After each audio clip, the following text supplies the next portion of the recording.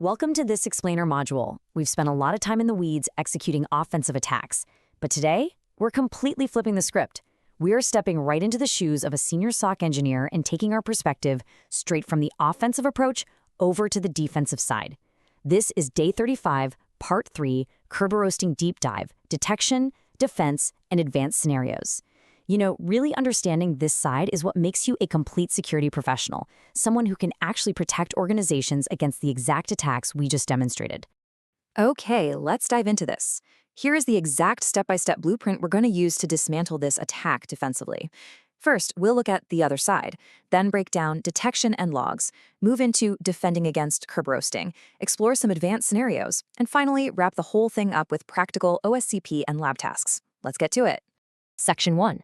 The other side, shifting the perspective to the blue team. Notice the stark contrast here. The attack is done. The SQL service account is totally compromised. The attacker, over there on the left, thinks they just pulled off this perfectly stealthy extraction without a single hitch. But over on the right side of the glass, in a mature security organization, the defenders were actively watching. A SIEM alert fired off, a threat detection rule triggered. An analyst immediately began investigating. They were watching, but the real question is, were they watching for the right things? Let's deconstruct exactly what they saw. Section 2. Detection and logs. Identifying the attack telemetry. If we focus on the log deconstruction right in the center, you'll see that when an attacker performs Kerberoasting, a few different events pop up, but your absolute primary breadcrumb is Windows Event ID 4769. Now, look really closely at the ticket encryption type field. See that value of 0x17? That is a dead giveaway. It specifically indicates RC4 encryption, which is the weak legacy standard that Kerberoasting tools actively target. Also, you'll want to note the client address, which shows the attacker's IP, and the failure code down at the bottom reading 0x0. That 0x0 simply means success. The attacker successfully got the ticket. So the crucial point is, Event ID 4769 represents Kerberos service ticket operations. It gets logged on the domain controller every single time a service ticket is requested. And honestly, a single Event 4769 is completely normal. Thousands of service tickets are requested every single day in a standard corporate environment just to access file shares or databases. The actual indicator of Kerberoasting isn't the event itself, it's the pattern. Notice that massive volume spike on the graph. This perfectly illustrates how an automated roasting tool behaves compared to normal background noise. A single account just suddenly requests service tickets for a ton of different service accounts in a tiny little time period. To catch this, you'd configure your SIEM like Splunk or Microsoft Sentinel using the correlation logic shown down at the bottom. We take Event 4769, pair it with that 0x17 RC4 encryption type, and we look for a count of greater than 5 within a time window of under 60 seconds. It's this exact velocity and RC4 density equation that catches almost all automated tools red-handed. No way they hide from that.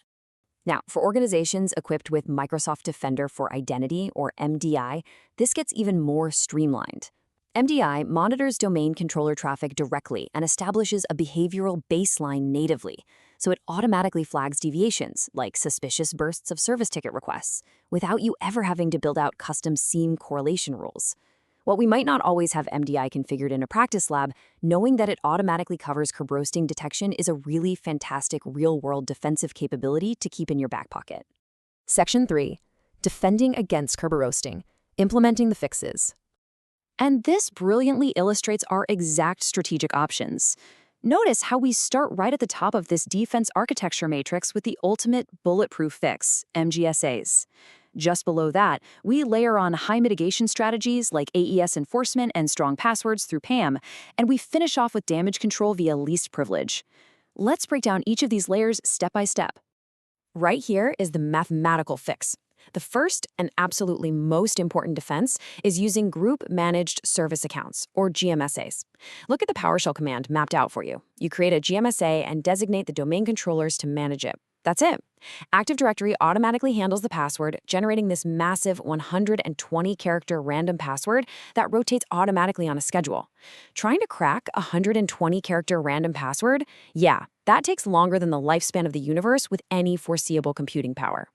Kerberoasting against a GMSA account is completely mathematically futile. Let's move to and see how this builds if you cannot use a GMSA. Your next best move is forcing Active Directory to drop that weak legacy RC4 encryption, which is represented by the flimsy padlock on the left. Instead, you jump into Active Directory users and computers and simply enable the attribute that says, "This account supports Kerberos AES 256-bit encryption." By shifting to AES, shown as the heavy vault on the right, you dramatically increase the required cracking time. Now keep in mind, well-resourced attackers with powerful GPU rigs can still crack weak AES passwords, so AES enforcement is a defense-in-depth measure. It's not a total standalone silver bullet. For those stubborn legacy accounts that just flat out won't work with GMSAs, we have two final mitigations. First, PAM integration. Use a privileged access management solution, like CyberArk or BeyondTrust, to automatically generate, store, and rotate service account passwords, enforcing a strict 25+ character minimum. Second, privilege reduction. You've got to audit your service accounts. As the diagram shows, a SQL service account absolutely does not need to be a domain admin. Give it exactly the specific permissions it needs to run SQL and nothing more. That way, if an attack actually succeeds, the blast radius is heavily localized.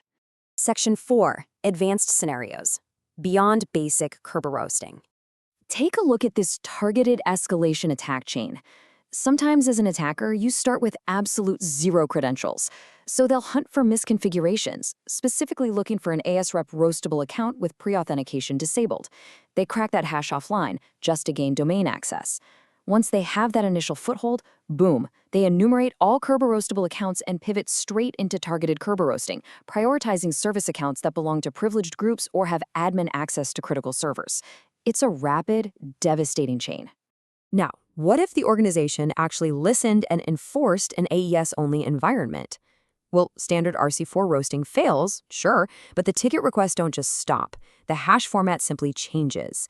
Attackers will still use tools like Unpacket to request the tickets, as we see in the breakdown, but then they are forced to shift to hashcat mode 19700 to crack those AES 256 tickets. Pay special attention to the defender note on this. Enforcing AES forces the attacker to spend massive amounts of compute time. That drastically increases their operational cost and gives you, the defender, significantly more time to detect the anomalous activity before that password actually cracks.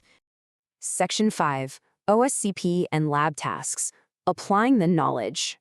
All right, here are 4 vital practice tasks for your Marvel.local lab. First, you need to test word list limits by creating a service account with a crazy password not found in rocku.txt just to see the cracking fail. Second, you need to build the GMSA wall and attempt to Kerberoast it to watch it completely fail. Third, you've got to practice AES extraction to actually observe the different hash format. And finally, engage in log hunting to manually identify event 4769. But most importantly, notice that banner at the bottom, the complete OSCP chain, LMMR poisoning to hash cracking to Kerberoasting to lateral movement. You must practice this entire flow until it is completely 100% automatic. Now, what's really interesting about this slide is the core philosophy. You control the environment. Think about it. Kerberoasting doesn't exploit a flaw in the code, it exploits the configuration.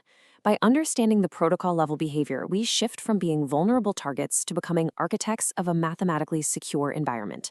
Your logs reveal the velocity, enforcing AES increases the friction, and implementing GMSAs just closes the door completely. Which leaves us with one final, absolutely critical question.